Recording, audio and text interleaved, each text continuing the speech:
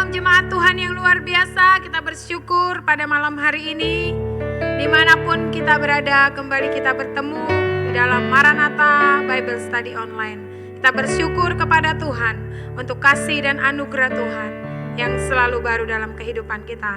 Sebelum kita mendengarkan MBS secara online ini, mari sama-sama kita bertepuk tangan buat Tuhan.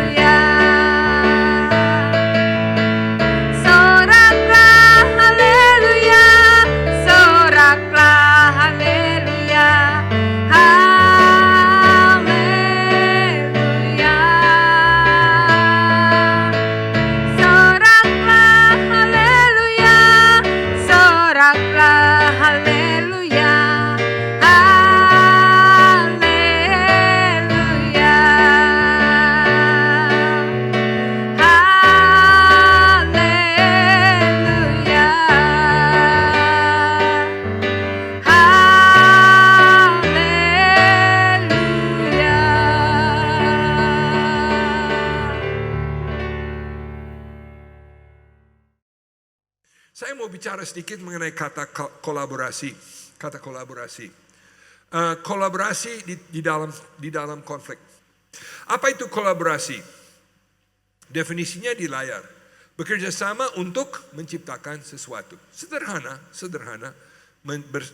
Bekerja sama untuk menciptakan sesuatu. Sebagai satu tim, Anda bekerja sama untuk menciptakan sesuatu yang tidak akan terwujud jika setiap orang bekerja sendiri-sendiri. Ada yang disebut sinergi. Nah, kata sinergi adalah satu istilah yang sebenarnya berasal dari bahasa Yunani. Karena terdiri dari bahagian awal sin atau bahasa Yunani itu preposition dari sun yang berarti together, sama-sama. Lalu jelas yang bagian akhir ergi itu ya seperti saudara yang belajar fisika, mungkin saudara tahu salah satu ukuran tenaga adalah ERG. Jadi tenaga yang bertambah bila bersama-sama. Sinergi di dalam sebuah tim berarti kalau tim bekerja sama menghasilkan lebih banyak sebanding masing-masing anggota bekerja sendiri. Nah, maksudnya gini. Kalau ada 3 orang bekerja sendiri-sendiri, misalnya satu orang menghasilkan satu ukuran hasil. Satu menghasilkan 1, 2 menghasilkan 2, 3 menghasilkan 3. Kalau mereka kerja sendiri-sendiri. Sinergi berarti kalau masing-masing bisa menghasilkan 3, bersama mereka bisa menghasilkan 4 atau 5 atau 6 atau 10. Sinergi. Itu sudah terbukti orang yang betul-betul bekerja sama. Nah, hal mereka disebut tim belum tentu berarti ada sinergi. Sinergi itu berarti betul-betul bekerja sama. Jadi sinergi berarti keutuhan atau satu kesatuan lebih baik daripada jumlah bahagian-bahagiannya. The whole is more than the parts. Yang keutuhannya menghasilkan lebih daripada seandainya mereka kerja sendiri-sendiri. Dan itu sudah terbukti. Nah, ketika jadi konflik, dampak alamiahnya adalah kerenggangkan anggota-anggotanya. Konflik itu normal, biasa. Tetapi bagaimana itu ditangani dapat membangun atau menghancurkan tim Anda. Sebenarnya bicara konflik bisa bicara berjam-jam. Dan hampir selalu kalau saya menyampaikan bahan mengenai bekerja sama sebagai tim, yang paling banyak menimbulkan pertanyaan adalah topik ini. Selalu tanya masalah konflik. Sehingga saya menyimpulkan bahwa konflik itu ada juga di antara tim-tim kita. Sehingga kita sadar bahwa konflik itu ada. Anda sebagai seorang pemimpin, Anda harus menetapkan standar bagaimana seharusnya masing-masing anggota berhubungan satu dengan yang lain. Now, saya mau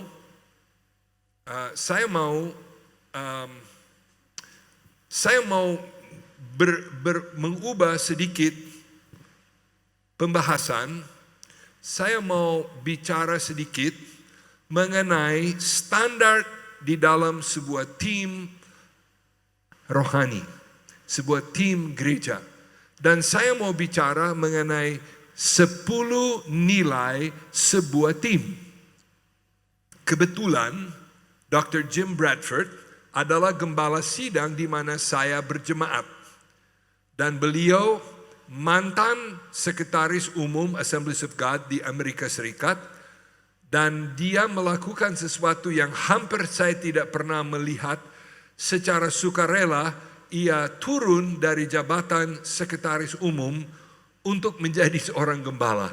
Dan saya pribadi sangat menghargai karena dia adalah gembala saya.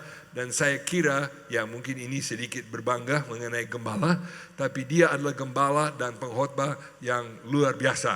Dan kalau saudara mau mendengar khotbahnya, semua tersedia di YouTube. Silakan cari Central Assembly of God, Springfield, Missouri. Dan saudara akan menikmati khotbah-khotbahnya seperti saya. Haleluya.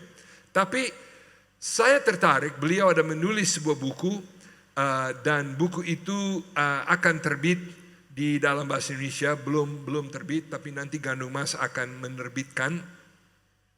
Dan dalam bukunya dia bicara mengenai bekerja sebagai sebuah tim. Dan saya tertarik sekali bahwa dia bicara mengenai nilai-nilai yang ia mengharapkan bila mana ada satu tim bekerja dalam gereja. Saya melihat satu persatu.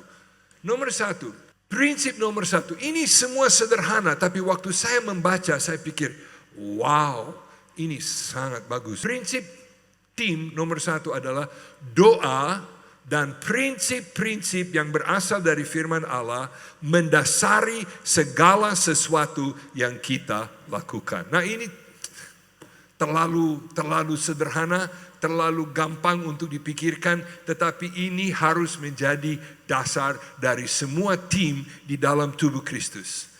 Kita berfungsi berdasarkan firman Tuhan. Kita berfungsi bukan berdasarkan pola-pola dunia. Kita berfungsi bukan berdasarkan cara-cara budaya setempat. Kita berfungsi berdasarkan apa? Prinsip-prinsip firman Allah. Nomor 2. Tidak ada mega bintang. Saya tidak tahu kalau bahasa Indonesia yang tepat, bahasa Inggris superstar. Ya. Tidak ada mega bintang di dalam sebuah tim. Tidak ada. Yang ada hanya seorang pemimpin yang memiliki hati hamba, yang dengan rendah hati bekerja secara efektif untuk keberhasilan anggota tim yang lain. Now, saya sekarang sudah tidak bisa tahan duduk. Walaupun lutut sudah capek dan punggung capek, kalau tidak berjalan-jalan itu seperti kurang kena ya. Biasanya dalam sebuah tim, seringkali dalam sebuah tim apa yang terjadi? Ketua tim atau pemimpin tim menjadi apa? Di sini pakai istilah mega bintang atau menjadi segala sesuatu. Jadi dia suruh ini begini, kamu begini, kamu begini, kamu begini, kamu begini, begini. Dalam tim yang dipimpin oleh Dr. Bradford, dan ya jelas saya men-sharing ini kepada saudara karena saya sangat setuju dengan nilai-nilai ini. Dia mengatakan tidak ada mega bintang. Maksudnya pemimpin tim itu bukan orang yang elu-elukan atau apa gitu ya, bukan. Justru pemimpin tim berada untuk apa? Membuat anggota tim berhasil. Kalau saudara pernah dengar istilah servant leader atau kepemimpinan hamba, ini namanya kepemimpinan hamba. Pemimpin dalam sebuah tim adalah berada di situ untuk menolong masing-masing anggota menjadi berhasil. Wow, I really like that. Saya sangat suka itu karena saya kira itu adalah yang betul-betul Alkitabiah. Nomor 3,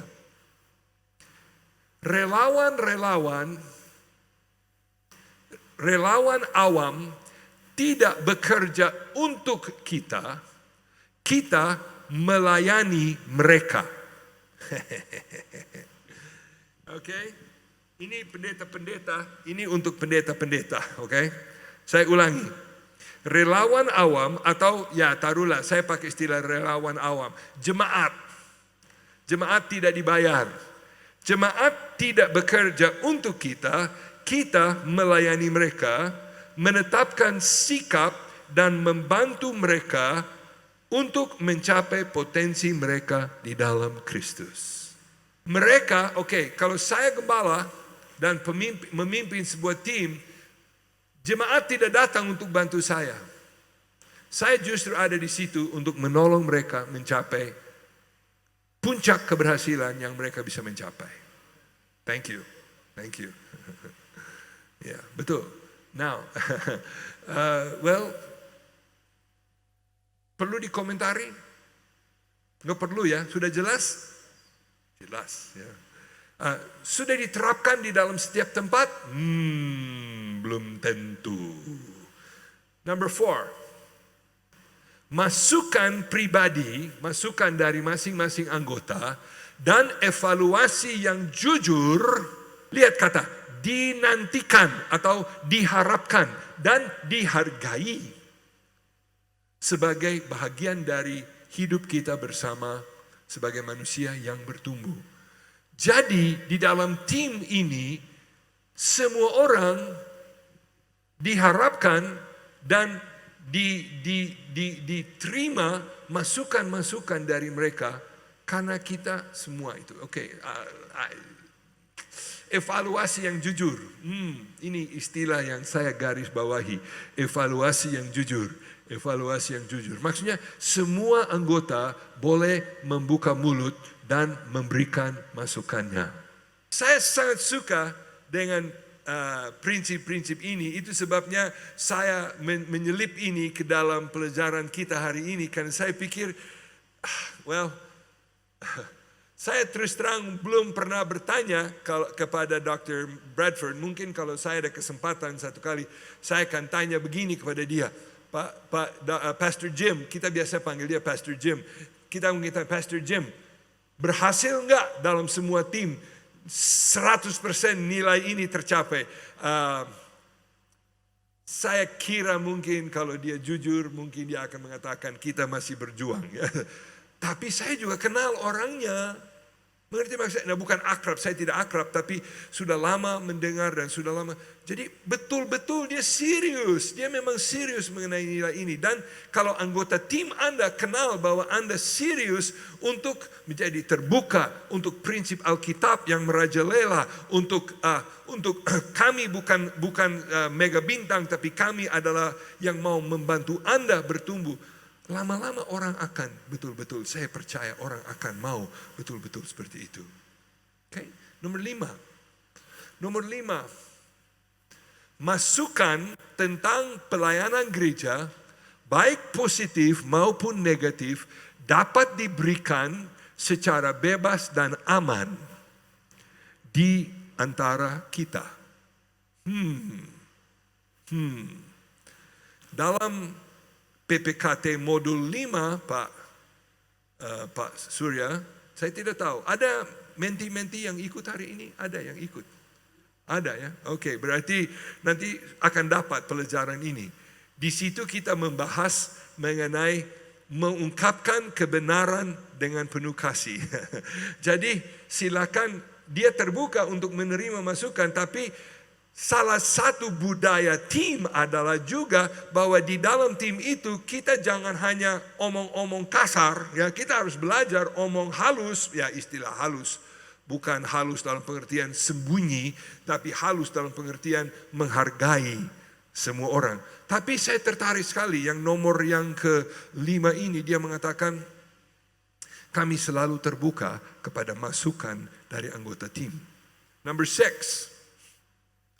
Dalam bekerja kita mengalami terjemahan saya terjemahkan kalau salah saya. Di dalam bekerja, itu tidak tepat.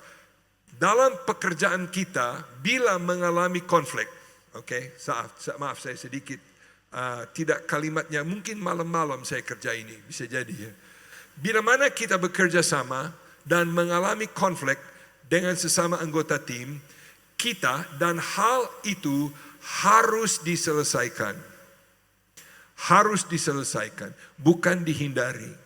Dengan cara selalu bersedia untuk mengambil resiko, saling mempercayai dan tidak lekas mengambil kesimpulan.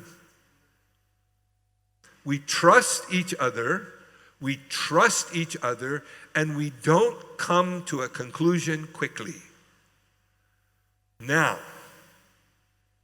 gampang? Oh, tidak. Dan suasana seperti ini tidak tercipta dalam satu kali pertemuan. Bila mana ada konflik itu harus diselesaikan. Harus diselesaikan. Dan kita akan selalu saling, we trust each other. Maaf, istilah dalam bahasa Indonesia saling percaya, untuk saya sedikit tidak jelas. Buat bahasa Inggris buat saya lebih jelas. Maaf kan memang saya bahasa Inggris ya. Tapi bahasa Inggris, we trust each other. Kita saling percaya satu kepada yang lain. Nah, saling percaya satu kepada yang lain tidak tercipta dalam 1-2 kali pertemuan. Ya.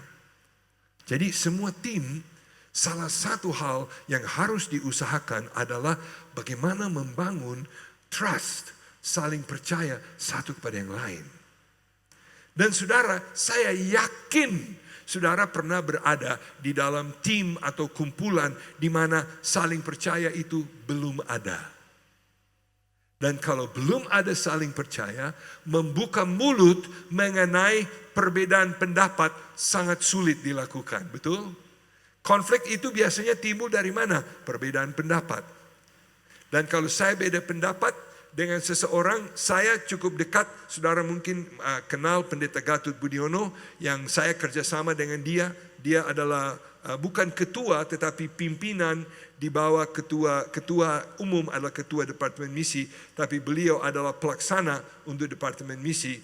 Dan saya dengan dia cukup dekat, kami sudah kerjasama sudah sekian puluh tahun.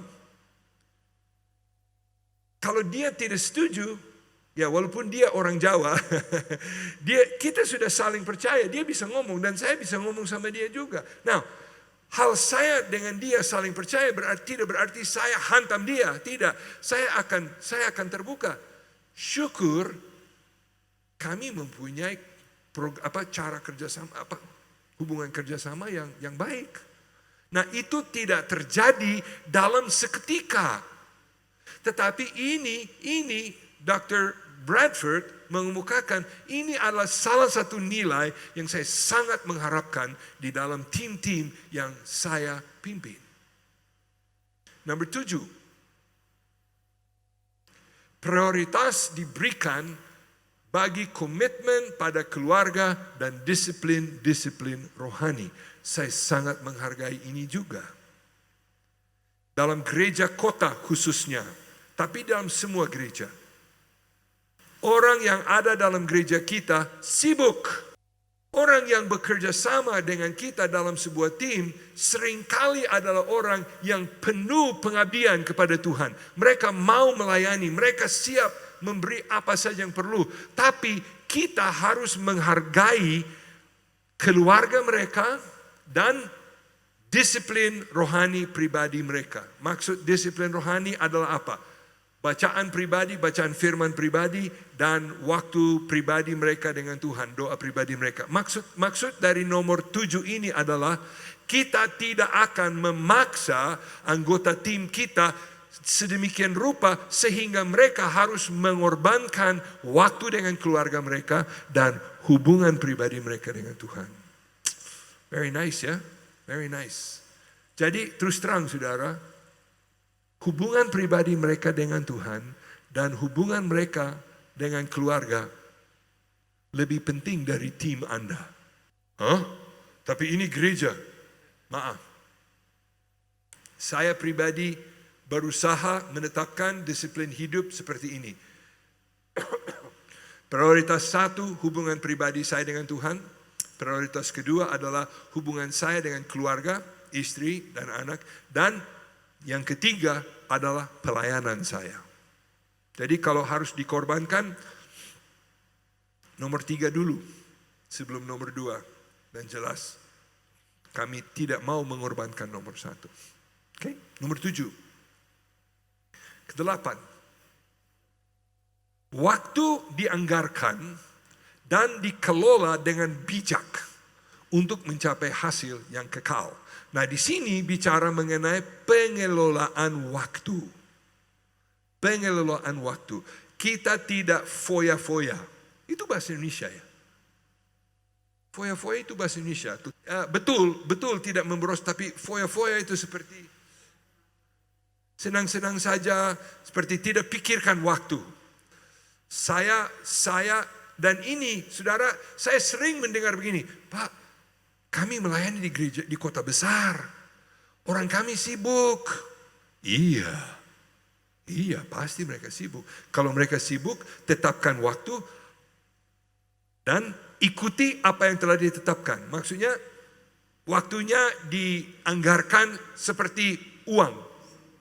Karena bagi kebanyakan, terus terang, bagi kebanyakan orang yang berhasil di dalam dunia kota, mereka sibuk. Kebanyakan orang yang berhasil adalah orang yang sibuk.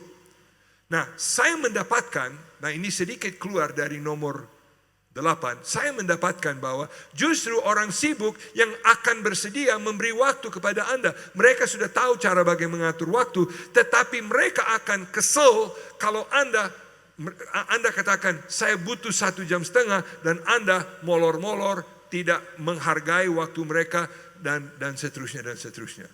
Saya terang-terang dengan saudara. Nah, memang saya orang barat, betul. Saya lebih lama di Indonesia dari hampir semua saudara kecuali Pak Surya. Saya datang di Indonesia tahun 60. Siapa yang datang sebelum tahun 60? Ada tapi mungkin tidak banyak ya. Oke, sebelum tahun 60 sudah di Indonesia ya. Saya datang tahun 60 di Indonesia. Saya mengerti budaya sini dan saya berusaha menyesuaikan diri. Oke. Nomor 9. Kerja keras, inisiatif, dan inovasi 3 kata kunci. Kerja keras, inisiatif, dan inovasi dihargai lebih daripada sekedar secara kinerja terbaik. Difungsikan kerja keras, semua ngerti kata kerja keras toh? Inisiatif, apa arti kata inisiatif? Lalu kata ketiga adalah apa? Inovasi. Apa arti kata inovasi? Saya kira saudara pasti ngerti kata inovasi toh? Inovasi berarti apa? Berani mencari hal-hal yang baru.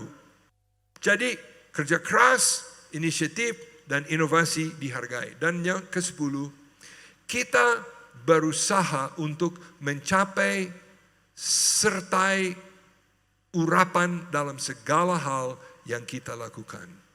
Kita mau mencapai urapan. Aduh, bahasa Indonesia, saya minta maaf. Bahasa Indonesia saya di sini tidak bagus. Pasti saya kerjakan ini malam-malam dan tidak menceknya besok pagi. Tapi saya harap saudara dapat menangkap prinsip-prinsip yang begitu bagus untuk sebuah tim. Ya. Jadi, saya mengaku ini banyak sekali yang punya idealismenya tinggi sekali di sini ya. Tetapi saudara, kalau saudara berani mencapai nilai-nilai seperti ini, saya kira saudara punya tim akan kerja luar biasa. Bayangkan, kalau ada konflik, semua orang saling percaya, saling mengampuni, bisa diselesaikan. Ya, kalau ada masukan, tidak takut-takut. Kalau saya ngomong, saya akan ditoki orang. Ya. Kalau ada hal-hal seperti ini, saya tidak takut mengatakan, Ibu pendeta, maaf, saya harus memberi waktu bagi anak saya. Kan terus terang saudara, saya tahu di Indonesia kadangkala orang minta tolong, apalagi dalam gereja, kalau kita mengatakan tidak, seperti kita sudah berdosa besar. Ya. Aduh, kadangkala kalau orang minta saya, undang saya dan saya katakan tidak. Kenapa Pak? Kenapa tidak bisa? Ya sebenarnya saya selalu berusaha sopan, tapi dalam hati saya mau begini. Karena saya tidak mau. Atau apa begitu? Mengerti maksud saya? Ya, menghargai orang, menghargai waktu orang. Saya mau bicara sedikit mengenai 4 tahap pengembangan sebuah tim. 4 tahap pengembangan sebuah tim. Masih banyak yang bisa dibicarakan, tapi saya mau menutup dengan bahan ini. Pada umumnya, ini tidak selalu 100%, tapi pada umumnya sebuah tim baru yang baru dibentuk akan mengalami 4 tahap. Tahap pertama, dan saya masih memakai bahasa Inggris karena enak di telinga. Oke? Tahap pertama adalah forming. Bahasa Indonesia, pembentukan. Dalam tahap forming, setiap orang bergairah, bergabung dengan tim, dan apa yang mereka dapat kerjakan bagi Allah. Banyak anggota memiliki pemahaman tentang bagaimana tim itu seharusnya berfungsi, tetapi mungkin belum dapat mengekspresikan diri mereka secara bebas. Pemimpin harus menyediakan fokus. Fokus apa istilah dalam bahasa Indonesia? Fokus arah, tujuan, maksud. Tujuan dari atau tugas utama dari seorang pemimpin pada saat pertama. Jadi ini adalah langkah pertama, mereka baru dibentuk, semua masih penuh semangat, semua masih mengharapkan, wow, kita akan melakukan perkara besar bagi Tuhan, begitu-begitu. Pemimpin harus menolong mereka melihat maksud dari tim. Forming, pembentukan. Nomor 2, storming. Ini saudara sekarang tahu kenapa saya tetap pilih bahasa Inggris. Karena ada ormingnya, semua ada ormingnya. Storming. Kami menerjemahkan ini pergesekan. Di dalam mayoritas tim, setelah sudah terbentuk dan mulai ada bekerja sama sedikit-sedikit, mulai terlihat perbedaan-perbedaan di antara anggota. Perbedaan pendapat, perbedaan cara pikir, perbedaan nilai, perbedaan itu. Now, setiap orang memiliki perspektif berbeda tentang tentang bagaimana segala sesuatu harus dikerjakan. Sementara mereka saling mengenal, mereka menjadi semakin nyaman untuk mengungkapkan pandangan mereka. Waktu baru terbentuk, semua masih senyum-senyum ya. Masih, hey apa kabar? Bagaimana, siapa cucumu? Berapa orang anakmu? Tapi sekarang semakin mengenal satu dengan yang lain, mereka semakin merasa bebas untuk menyatakan, saya kurang setuju dengan Anda dalam hal ini. Nah, di situ storming. Kata storm dalam bahasa Indonesia, bahasa Inggris, saudara tahu toh, storm itu badai. Jadi di sini mulai terjadi pergesekan. Perhatikan kata-kata dalam huruf hitam. Konflik tak terhindarkan. Mau tidak mau akan terjadi. Nah, saya harap bukan konflik. Saya harap itu perbedaan pendapat yang dapat diselesaikan. Tapi akan terjadi. Akan terjadi storming. Moga-moga pemimpin cukup terampil untuk membimbing timnya melewati proses storming untuk menyelesaikan perbedaan pendapat. Kalau ada, untuk membantu mereka, ya seperti nilai-nilai yang kita pelajari tadi, supaya mereka mulai menghargai satu yang lain, mengajar prinsip mengampuni dan seterusnya dan seterusnya. Nomor 3, saya baca. Jika sang pemimpin dapat membimbing tim menuju kolaborasi dalam pemecahan masalah, para anggota akan merasa dihargai. Hal lain yang harus terjadi selama fase ini adalah penggeseran orang ke kursi yang tepat. Maksudnya di sini kursi yang tepat, kalau peranan-peranan yang mereka duduki tidak cocok, mereka harus mencari peranan yang tepat. Nomor 3. Belum nomor 3.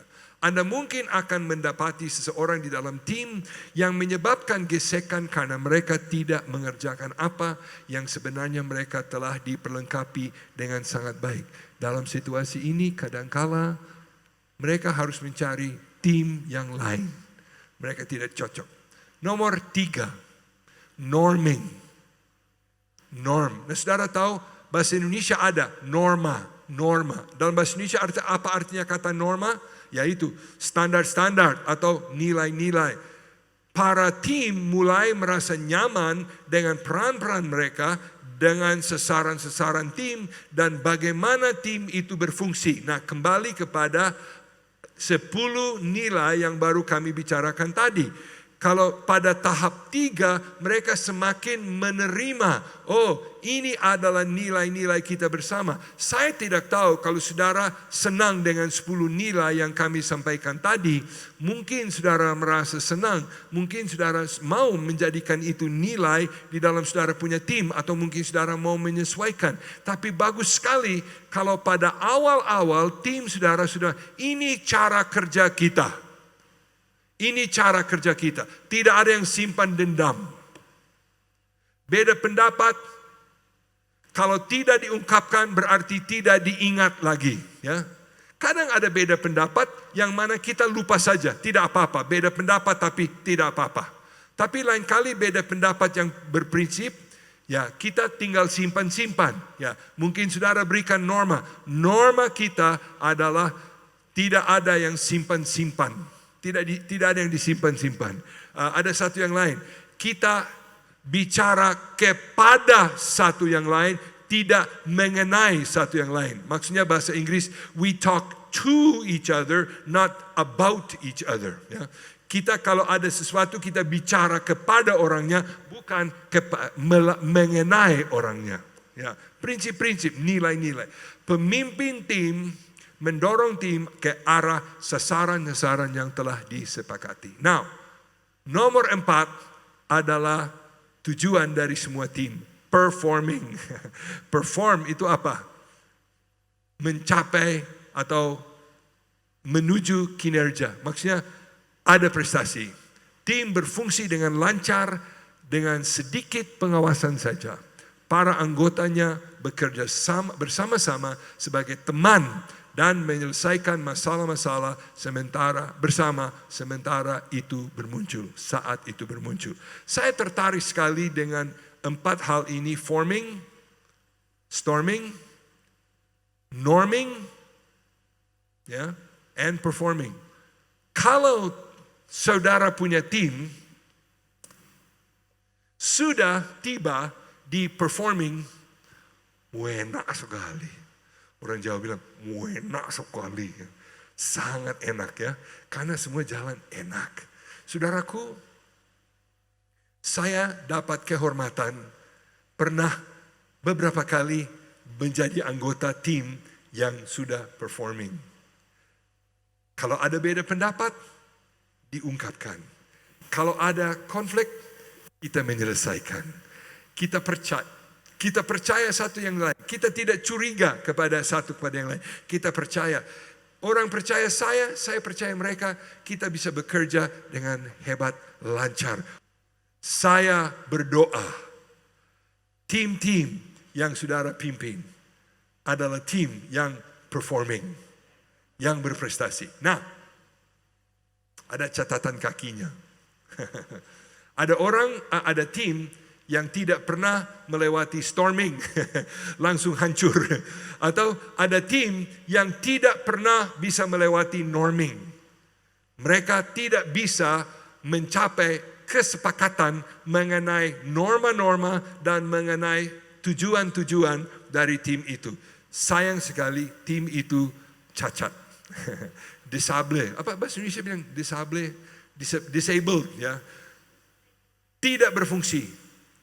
Dan saya tidak tahu berapa persen dari tim-tim di dalam gereja Tuhan Yesus di atas muka bumi adalah tim yang sudah mogok di norming, tidak bisa lulus tahap norming sehingga bisa mencapai tahap performing. Oh haleluya.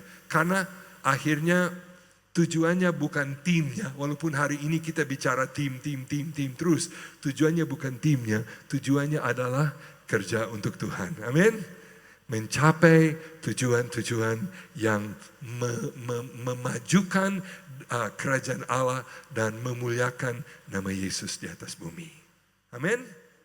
Amin. Terima kasih Bapak Ibu, saudara-saudari yang sudah mendengarkan pengajaran pada malam hari ini. Bila kita tetap bersatu, kita tetap mau diisi dengan pengajaran yang benar, yang sesuai dengan firman Tuhan. Bila pengajaran yang baru disampaikan, bukan sekedar kita dengar, tapi kita lakukan dan tertanam di dalam setiap hati kita. Mari sama-sama kita katakan pujian ini kepada Tuhan Yesus. Terima kasih Tuhan.